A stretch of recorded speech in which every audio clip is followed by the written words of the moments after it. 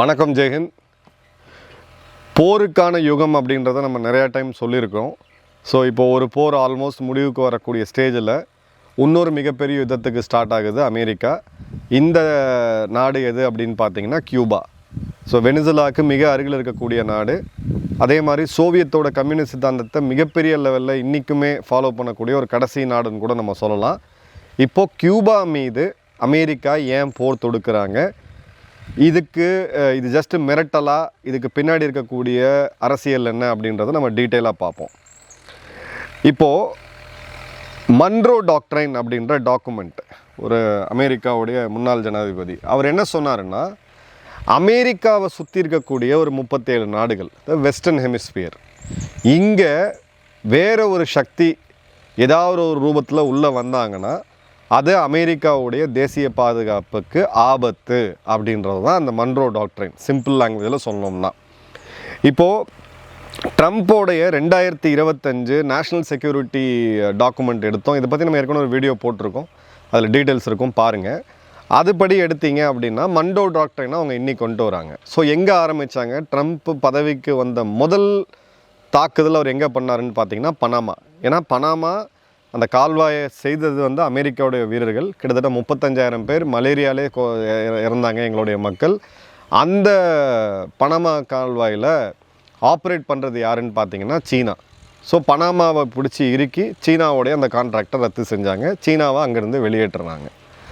அடுத்தது அமெரிக்காவுக்கு எப்பயுமே ஒரு உறுத்தலாக இருக்கக்கூடிய நாடு வெனிசுலா, ஒரு சோஷியலிசம் கம்யூனிசம் பேசக்கூடிய நாடு. சீனாவுக்கு ஒரு மிகப்பெரிய ஆதரவை, சீனாவுடைய முதலீடுகளை மிகப்பெரிய லெவலில் கொடுத்துட்டு இருந்தாங்க. வெனிசுலாவோட அதிபர் முத்ரோவை போயிட்டு ஓவர் நைட்டில் தூக்கிட்டு வந்தாங்க. வெனிசுலாவோட எண்ணெய் வளம் அமெரிக்காட்ட போச்சு. அதன் பிறகு அது கட் ஆஃப் ஆச்சு. இப்போது வெனிசுலாவுக்கு ரொம்ப அருகில் இருக்கக்கூடிய நாடு அப்படின்னு பார்த்தீங்கன்னா கியூபா. கியூபாவில் எண்ணெய் வளம் இருக்கா அப்படின்னு கேட்டிங்கன்னா கிடையாது.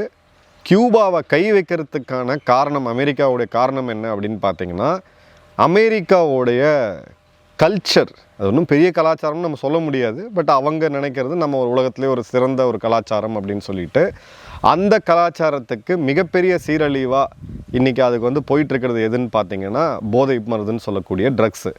ஸோ இந்த ட்ரக் காற்றலை நடத்தக்கூடியது மெக்சிகோ, கொலம்பியா மற்றும் கியூபா.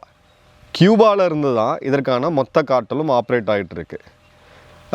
ஃபெனட்டில்னு சொல்லக்கூடிய இந்த ஒரு குறிப்பிட்ட போதைப் பொருள் அமெரிக்காவில் ரஃபாக ஒரு 3 லட்சம் பேர் 5 லட்சம் பேர் வருஷத்தில் இறக்குறாங்கன்ற செய்தி வருது. ஸோ 28 கோடி மக்கள் தொகை இருக்கக்கூடிய நாட்டில் இது ஒரு மிகப்பெரிய இழப்பு அப்படின்னு பார்க்குறோம். ஸோ சைனாவிலிருந்து கியூபா மற்றும் மெக்சிகோ, இந்த 2 நாடுகளில் இது உற்பத்தி செய்யப்பட்டு பிறகு அமெரிக்காவுக்குள்ளே அனுப்பப்படுது. ஸோ அவங்க என்ன நினைக்கிறாங்கன்னா, அமெரிக்காவை வீழ்த்துறதுக்கு சைனா கையில் எடுத்துருக்கக்கூடிய ஆயுதம் அப்படின்றது போதைப் பொருள். எப்படி பிரிட்டிஷ் ஓபிஎம் வாரம் நடத்தினாங்களோ, சைனாவை வீழ்த்தினாங்களோ, அதே டெக்னிக்கை இவங்க பயன்படுத்துகிறாங்க. அப்படின்ற போது இந்த நாடு தங்களுடைய கண்ட்ரோலில் இருக்கணும் அப்படின்றது தான் இங்கே பேசிக் அப்ஜெக்டிவ். இப்போ இந்த நாடு கண்ட்ரோலில் இருக்கணும் அப்படின்னா நீங்கள் ஒன்று பொருளாதார ரீதியாக சோக் பண்ணலாம், இல்லை இராணுவ ரீதியான ஒரு நடவடிக்கை எடுக்கலாம். இப்போ நம்ம பேசக்கூடிய தருணத்தில் அமெரிக்காவுடைய ஒரு மிகப்பெரிய போர்க்கப்பல் இப்போது வெனிசுலாவுக்கு அருகில், அதாவது கியூபாவுக்கு அருகில் இப்போ நங்கூரமிட்டு நிற்குது. இப்போ இந்த போஸ்டரிங் எதுக்கு அப்படின்னா, இப்போ போன முறை நம்ம பார்த்தோம், நவம்பர் மாதத்துலேருந்து அப்படியே பில்டப் ஆகிட்டே இருந்துச்சு அமெரிக்காவுடைய ஃபோர்ஸஸ். திடீர்னு பார்த்திங்கன்னா February 28 ஒரு போரை துவங்கினாங்க. கியூபா வெனிசுலா அளவுக்கு ஈஸியான டார்கெட் கிடையாது. கியூபா ஒரு டஃப்பான ஒரு இராணுவத்தை வச்சுருக்கு. ஆனால் கியூபாவை அமெரிக்காவால் ஈஸியாக வீழ்த்த முடியும் அப்படின்றது தான் அவங்களுடைய கணிப்பு. இப்போ போரோடைய முடிவுகள் யாருமே சொல்ல முடியாது, நான் ப்ரெடிக்ஷனை நிறுத்திட்டேன். பட் அவங்க கணிப்புப்படி கியூபாவை வீழ்த்துறாங்க அப்படின்ற போது ட்ரம்ப்புக்கு இங்கே ஒரு இமேஜ் பில்ட் ஓவரும் நடக்குது. ஸோ என்ன நடக்குது அப்படின்னு பார்த்தீங்கன்னா, May 29 அமெரிக்காவுடைய மெரைன் கோர் தளபதி ஜெனரல் ஃப்ரான்சிஸ் டொனோவன், இவர் சதர்ன் கமாண்டோடைய தளபதி. இவர் கியூபாவோட மிலிட்ரி அஃபீஷியல்ஸ் கிட்ட ஒரு பேச்சுவார்த்தை நடத்துகிறாரு. எங்கே அப்படின்னு பார்த்தீங்கன்னா குவாண்டனமோ பே அப்படின்னு சொல்லக்கூடிய இவங்களுடைய ஒரு மிலிட்ரி பேஸ், நேவல் பேஸ் அது. இது பார்த்தீங்க அப்படின்னா ஒரு காலத்தில் கியூபாட்ட இருந்துச்சு. கியூபாட்டிருந்து பிறகு அமெரிக்காட்ட வாங்கினாங்க. இப்போவும் கியூபா அதை கிளைம் பண்ணுறாங்க, நாங்கள் வீக்காக இருந்த டைமில் இது எங்கள்கிட்ட அநியாயமாக பிடுங்கப்பட்டுச்சு அப்படின்னு சொல்லிட்டு. பட் இந்த இடம் எங்கே ஹைலைட் ஆச்சு, குவாண்டனமோ பே அப்படின்றது எங்கே ஹைலைட் ஆச்சுன்னு பார்த்தீங்கன்னா, இரட்டை கோபுர தாக்குதலுக்கு பிறகு நூற்றுக்கணக்கான பயங்கரவாதிகள் கைது செய்யப்பட்டாங்க, சஸ்பெக்ட்ஸ் கைது செய்யப்பட்டாங்க. அவங்க வாழ்க்கையிலே நினச்சி பார்க்க முடியாத கொடுமையை இந்த இடத்துல தான் அனுபவித்தாங்க. இது கலாபாணி ஜெயிலை விட ஒரு 100 மடங்கு வச்சுக்கங்க, அந்தளவுக்கு ஒரு மோசமான ஒரு இடம் இது. இப்போ இந்த இடத்துல தான் கியூபாவோட இராணுவ தளபதி ரொபர்ட்டோவும் அமெரிக்காவுடைய இராணுவ தளபதி ஜெனரல் ஃப்ரான்சிஸும் சந்திக்கிறாங்க. இது இராணுவ ரீதியாக நடக்கக்கூடிய சந்திப்பு ரொம்ப நாளைக்கு அப்புறம்.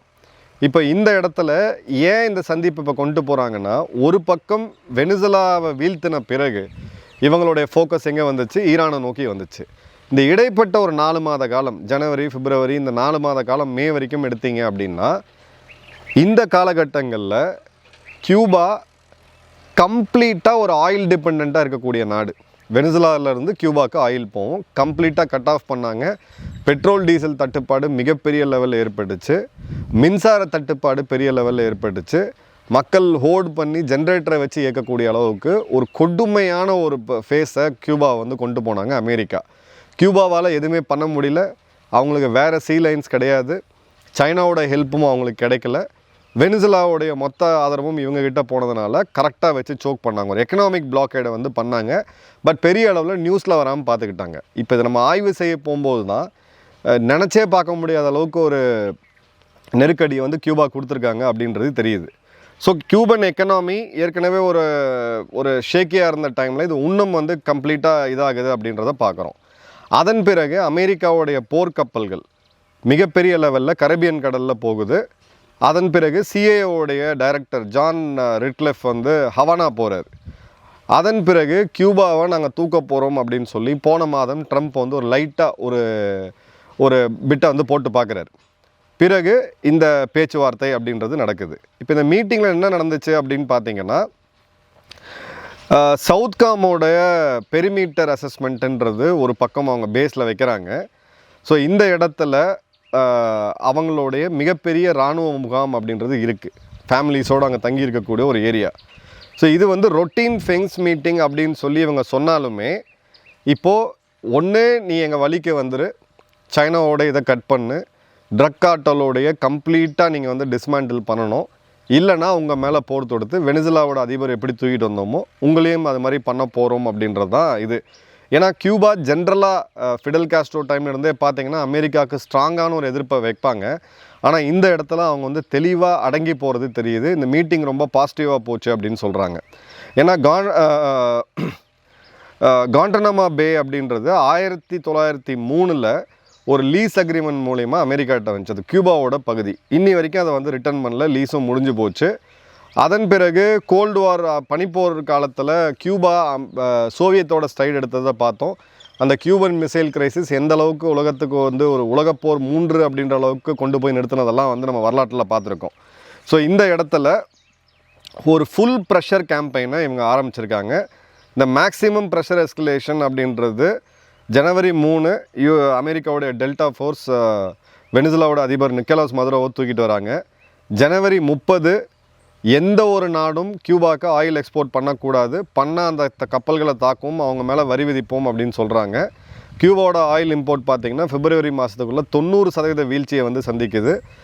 அதன் பிறகு ஜனவரி எண்டில் 240 பொருளாதார தடைகளை கியூபா மீது அமெரிக்கா கொண்டு வருது, energy, defence, mining, finance, banking எல்லாத்துலேயுமே. அதன் பிறகு மே 14ஆம் தேதி சிஏஓட டைரக்டர் ஜான் ஒரு ரேரான ஒரு ட்ரிப்பு கியூபாவில் இருக்கக்கூடிய ஹவானாக்கு போகிறாரு.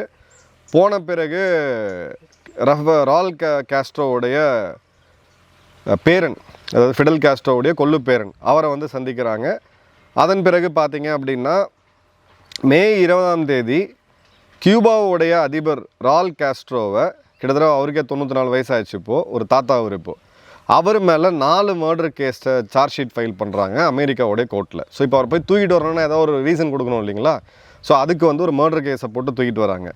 பிறகு மே 20ஆம் தேதி அமெரிக்காவுடைய battle group, carrier battle group Nimitz Caribbean சீக்குள்ளே என்ட்ராகுது. கியூபாவிலேருந்து கிட்டத்தட்ட ஒரு 100 நாட்டிகள் மேல் தூரத்தில் அமெரிக்காவுடைய மிகப்பெரிய கடற்படை இப்போ இருக்கக்கூடியதை நம்ம பார்க்குறோம். அதன் பிறகு மே 29ஆம் தேதி அமெரிக்காவுடைய சென்காம் தளபதி ஃப்ரான்சிஸும் இவங்க இராணுவ தளபதிகளும் சந்திக்கிறாங்க. ஸோ இங்கே ஸ்ட்ராட்டஜி என்ன அப்படின்னு பார்த்தீங்கன்னா, ஒன்று கொயர்ஷன், இன்னொன்று டிப்ளமசி. ஸோ கொயர்ஷன் அப்படின்றது அவங்க இராணுவத்தை கொண்டு போய் நிறுத்திட்டாங்க. இப்போது வெனிசுலாவில் ஏற்கனவே ஒரு எக்ஸாம்பிள் இருக்குது. ஸோ கியூபா அரசாங்கம் இப்போ ஈஸியாக படுத்தூங்க முடியாது, கண்டிப்பாக அவங்க தூக்கத்தை தொலைச்சிட்டாங்க. எக்கனாமி ஸ்ட்ராங்கலாக இருக்குது, பெட்ரோல் டீசல் தட்டுப்பாடு இருக்குது, மின்சார தட்டுப்பாடு இருக்குது. கிட்டத்தட்ட 16 மணி நேரம் வரைக்கும் மின்சார தட்டுப்பாடு, மின்சார கட்டு வந்து அங்கே நடந்துக்கிட்டு இருக்குது. மக்களை வந்து அவங்க உள்ளே கொந்தளிச்சிட்டு இருக்காங்க. பொருளாதார சீர்கேடு நடந்துகிட்டு இருக்குது. திடீர்னு பார்த்தீங்கன்னா கடலுக்கு ஒரு 100 மைல் நாட்டிகள் மேல் தூரத்தில் அமெரிக்காவுடைய கடற்படை வந்து ஒரு போஸ்டிங் கொடுத்துக்கிட்டு இருக்காங்க. ஈரானை தாக்குனது அவங்க ஏற்கனவே தெரியும். ஸோ இந்த இடத்துல கிளியர் கட்டாக ஒரு பக்கம் டிப்ளமேசி பேசிக்கலாம் வா, இல்லைனா நான் இதை பண்ணுவேன் அப்படின்னு கொயர்ஷன் மற்றும் டிப்ளமேசி அப்படின்னு சொல்லக்கூடிய 2 இதையும் எடுக்கிறாங்க. இப்போ நேவல் பில்டப்பை நம்ம ஒத்து பார்த்தோம் அப்படின்னா அமெரிக்காவுடைய யுஎஸ்எஸ் நிமிட்ஸ் அங்கே வந்து இருக்குது. இது யுஎஸ் நேவியோட லாங்கஸ்ட் சர்விங் ஏர்க்ராஃப்ட் கேரியர் அப்படின்னு சொல்லலாம். 1975 கட்டப்பட்டது.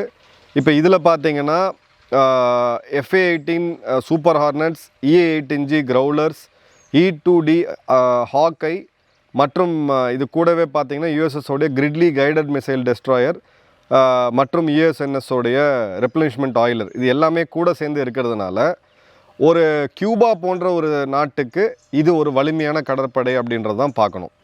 ஸோ இந்த இடத்துல ஒரு ஆம்பிவியஸ் ரெடி குரூப்பும் இருக்குது. அதே மாதிரி 22nd மெரைன் எக்ஸ்பெடிஷனரி யூனிட்டுமே இருக்குது. ஒரு 5000 வீரர்கள் இருக்காங்க ஹெலிகாப்டர் மற்றும் போட்டில். ஸோ இந்த வீரர்களுடைய பர்பஸ் என்ன, நம்ம ஏற்கனவே ஈரானில் பார்த்தோம், ஃபிசிக்கலாக போய் ஆக்குப்பை பண்ணுறதுக்கு. இப்போ இந்த நேவல் கப்பல்கள் எல்லாமே இப்படி ஈரானில் மிசைல் தாக்குதல் நடத்துனாங்களோ, அங்கே வந்து போர் விமானங்களை பறக்க விட்டு தாக்குதல் நடத்துனாங்களோ, அது ஒன்று. பட் ஃபிசிக்கலாக டெரிட்டரி ஆக்குப்பை பண்ணுறதுக்கு உங்களுக்கு வீரர்கள் வேணும். அதில் தான் இந்த மெரைன் எக்ஸ்பெடிஷனரி யூனிட் இருக்குது, ஸ்பெஷல் ஃபோர்ஸஸாக நம்ம பார்க்குறோம். அவங்களையும் கொண்டு போய் நிறுத்தியிருக்காங்க. அதாவது உலக வரலாற்றிலேயே பனிப்போர் காலத்துக்கு பிறகு இன்ஃபேக்ட் அந்த டைமில் கூட இவ்வளோ பெரிய மிலிட்ரி பில்டப்பை வந்து கொடுக்கவே இல்லை. ஸோ இந்த இடத்துல கியூபாவுடைய பில்டப் அப்படின்றது எக்ஸாக்டாக வெனிசுலாவில் இவங்க என்ன பண்ணாங்களோ அதே இடத்துல ஒரு மிரரை வந்து நம்ம பார்க்கலாம். ஆனால் வெனிசுலா அளவுக்கு வீக்கான கண்ட்ரி கிடையாது கியூபா. இன்ஸ்டியூஷனலைஸான மிலிட்ரி ஃபோர்ஸஸ் இருக்குது. ஜாகிரபிக்கலாக அவங்களால டிஃபெண்ட் பண்ண முடியும். ஒரு டஃப்பான டெரைன் இருக்குது.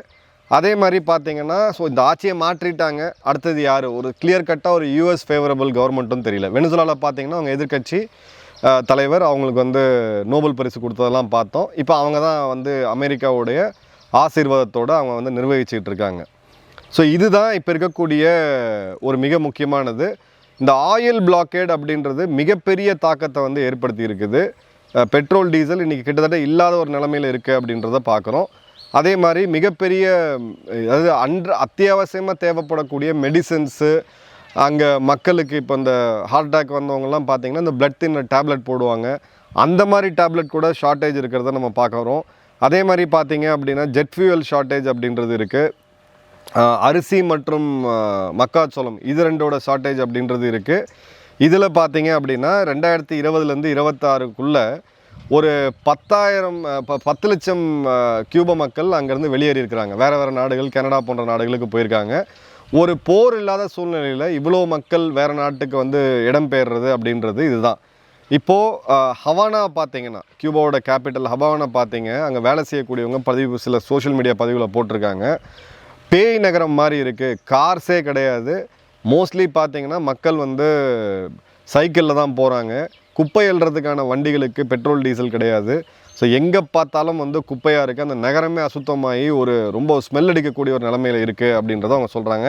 ஏன்னா 1-2 கிடையாது, 240 சாங்ஷன்ஸ் இருக்குது. ஓகே, இப்போ அமெரிக்காவுக்கு என்ன தேவை? அமெரிக்காவுக்கு என்ன தேவைன்னா CSISோட ரிப்போர்ட் படி கியூபாவில் சைனாவுடைய 4 சிக்னல் இன்டெலிஜென்ஸ் யூனிட்ஸ் இருக்குது. இது இப்போ கியூபாவுக்கு தேவையா இல்லையானா கண்டிப்பாக அவங்கள எதிரிகளை நீங்கள் வளர்த்து விடணும்னு நினச்சிங்கன்னா கண்டிப்பாக அமெரிக்கா அது பின்னாடி தான் போவாங்க. இது வந்து பார்த்தீங்க அப்படின்னா 9000 மைல் அளவுக்கான இடத்த ஸ்கேன் பண்ணி ஒரு கிளியர் கட்டான ஒரு இன்டெலிஜென்ஸை கொடுக்கக்கூடிய ரேடார் மெக்கானிசம் இதை வந்து எடுக்கணும். அதே மாதிரி பார்த்தீங்க அப்படின்னா இது எதோ ஓவர்லுக் பண்ணுதுன்னா இவங்களுடைய காண்டனமா பேயில் இருக்கக்கூடிய நேவல் ஸ்டேஷனை ஓவர்லுக் பண்ணிகிட்ருக்கு. அதே மாதிரி பார்த்தீங்கன்னா லார்டூஸ் சிக்னட் காம்ப்ளெக்ஸ் அப்படின்றது ஹவானாவில் இருக்குது, ஹவானாவோட வெளிப்புறத்தில் இருக்குது. இதை ஒரிஜினலாக பில்ட் பண்ணது சோவியத் காலத்தில். இன்றைக்கி அதை மாடர்னைஸ் பண்ணி இப்போ சைனா அதில் ஆப்ரேட் பண்ணிகிட்டு இருக்காங்க. அதே மாதிரி சைனாவுடைய உளவுத்துறைக்கு மிகப்பெரிய பேசஸ் இருக்குது, இதை கம்ப்ளீட்டாக வந்து டிஸ்மேண்டில் பண்ணணும். அதே மாதிரி ஒரு 300 மிலிட்ரி ட்ரோன்ஸை இவங்க வந்து கியூபா வாங்கியிருக்காங்க, சைனாட்டிருந்து ரஷ்யாட்டிருந்து, அதை வந்து ஹேண்ட் ஓவர் பண்ணணும். அதே மாதிரி பார்த்தீங்க அப்படின்னா சைனாவோ இல்லை ரஷ்யாவோ இன்றைக்கி கியூபாவுக்கு உதவக்கூடிய நிலமையில் இல்லை. ஸோ அந்த இடத்த தான் இப்போ வந்து அவங்க கீப் ஹவுஸ் இன் ஆர்டர்னு நம்ம சொல்லுவோம், அதை தான் வந்து அவங்க ட்ரை பண்ணுறாங்க அப்படின்றது தெரியுது. இப்போது இந்த போர் நடக்குமா அப்படின்னு கேட்டிங்கன்னா 3 சினாரியோ இருக்குது. ஃபஸ்ட்டு பார்த்தீங்க அப்படின்னா 2 பேரும் பேசி ஒரு டீல் செட் பண்ணி சைனாவை அங்கேருந்து வெளியேற்றுறது. இதற்கான ப்ராபபிலிட்டி அப்படின்றது லோ இல்லை, ஓரளவுக்கு மீடியம்னு நான் சொல்லுவேன். இன்னொன்று வந்து பார்த்திங்கன்னா இப்போ இருக்கக்கூடிய ஆட்சியை மாற்றி அமெரிக்காவுக்கு சப்போர்ட்டாக இருக்கக்கூடிய ஒரு ஆட்சியை கொண்டு வருது. இதற்கு நிறையா வாய்ப்புகள் இருக்குது. 3வது பார்த்தீங்க அப்படின்னா மிகப்பெரிய லெவலில் அந்த நாடு இன்னும் கொலாப்ஸ் ஆகி லட்சக்கணக்கான மக்கள் வெளியேறது பசி பட்டினினால் அப்படின்ற ஒரு சூழ்நிலை வரும். இதற்கான வாய்ப்புமே ரொம்ப அதிகமாக இருக்குது. ஆனால் டீல் இல்லாமல் போச்சுன்னா இதான் நடக்க போகுது. 4வது ஒரு ஷார்ட் அண்ட் ஸ்வீட்டான ஒரு மிலிட்ரி ஸ்ட்ரைக், ஒரு சிறு யுத்தம் அமெரிக்கா பண்ணுமா அப்படின்னு கேட்டிங்கன்னா அதுக்கு மீடியம் அளவுக்கான வாய்ப்பு இருக்குது அப்படின்றத பார்க்குறோம். ஸோ இப்போது ஈரான் அமெரிக்காவுடைய யுத்தம் முடிஞ்சாலும் இன்னொரு யுத்தம் ஆல்ரெடி ப்ரூ ஆகிட்டு இருக்கிறது நமக்கு வந்து தெளிவாகவே இப்போ தெரியுது. ட்ரம்ப்பை நல்லா உத்து கவனிக்கிறவங்களுக்கு ஒரு விஷயம் இருக்குது, இந்த பேச்சுவார்த்தை மற்றும் மிலிட்ரியை வந்து காமிச்சவர் பயமுறுத்துவார், பட் தாக்க தயங்க மாட்டார் அப்படின்றதையும் நம்ம 2 முறை தெளிவாக பார்த்துருக்குறோம். ஒன்று வெனிசுலாவில், இன்னொன்று ஈரானில். ஸோ இந்த போர் தவிர்க்கப்பட வேண்டியது. பட் குளோபல் பவர் ஸ்கூலில் காம்படிஷன் அப்படின்றது எங்கெங்கெல்லாம் ஃபேன் அவுட் ஆகுதுன்றது நம்ம தெளிவாக பார்க்குறோம். அமெரிக்கா ஒரு பக்கம் சைனாவை நெருக்கிட்டு இருக்காங்க. அவங்களுடைய ஆல்மோஸ்ட் இன்டெலிஜென்ஸ் பேஸ் பார்த்திங்கன்னா பங்களாதேஷ் மியான்மர் பார்டரில் இருக்கக்கூடியதை நம்ம பார்க்குறோம். அதே சமயம் சைனா அமெரிக்கா பக்கம் அதிகமாக நெருக்கிட்டு இருக்காங்க. பனாமாவாக இருக்கட்டும், வெனிசுலா இருக்கட்டும், கொலம்பியாவாக இருக்கட்டும், மெக்சிகோவாக இருக்கட்டும், இல்லை இப்போ கியூபாவாக இருக்கட்டும். ஸோ இந்த இடங்கள்லேருந்து சைனாவை வெளியேற்றணும். அதே மாதிரி சைனா சைடு ப்ரெஷரை பில்டப் பண்ணணும் அப்படின்றது தான் அமெரிக்காவுடைய ப்ரைமரி இது. இந்த கிரேட் கேம் 2 பேருக்கும் போயிட்டுருக்கு வரைக்கும் பார்த்திங்க அப்படின்னா என்னுடைய கணக்குப்படி வரக்கூடிய ஒரு 20 வருடங்களில் இன்னும் 7 சிறு மற்றும் பெரிய யுத்தங்களை உலகம் கண்டிப்பாக சந்திக்க இருக்குது. துரதிருஷ்டவசமான இதுதான், வரக்கூடாது நான் வேண்டிக்கிறேன். பட் அதற்கான ஜியோபொலிட்டிக்கல் பாசிபிலிட்டிஸ் நிறையா இருக்குது. கியூபாவை அமெரிக்கா தாக்குமா இல்லையா அப்படின்றத கொஞ்சம் வெயிட் பண்ணி பார்ப்போம். நன்றி, வணக்கம், ஜெயஹிந்த்.